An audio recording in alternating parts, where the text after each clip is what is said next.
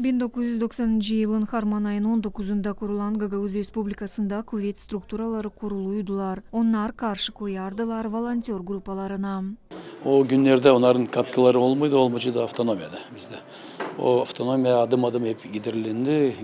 100 yıldan ziyade hep bizim Gagavuzlar hep çalıştıların olsun bir autonomiya nerede bizim Gagavuzluk olacak. Ben de onlarla anlaşık hep bulunardım. Çöyünü isterim hep göreyim bugünkü günde.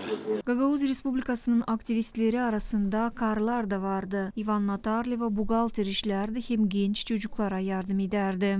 Было сложно. Zordu ama biz her zaman savaşardık yardım etmeye çocuklara. И помогали, как могли. Bakmayarak ona Gagavuz Respublikası sadece 4 yıl vardı. Onun kurulmasında gösterilen birlik örnek oldu bütün dünyada. Kim de ne söylemesi ama nasıl o zaman kuruldu bu avtonomiyamız? Hem de bir isim söylemeyeni. Bütün SNG, bütün açan dağıldı, Sovyet Birliği dağıldı. Sadece bizde üyelerin tarafında kansız. Biz anlaşıp da yaptık.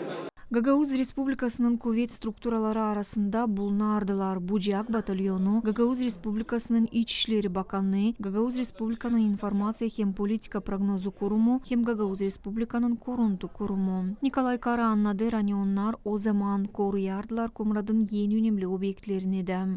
На тот момент роль батальона и силовых структур Гагаузии Bucak Batalyonun baş rolü nice yazardı sonra Kostaş büyük yeri kaplardı. O yazarda hani yer olmaydı o zaman Bucak Batalyonu olmayacağıydı Gagavuz Respublikası da.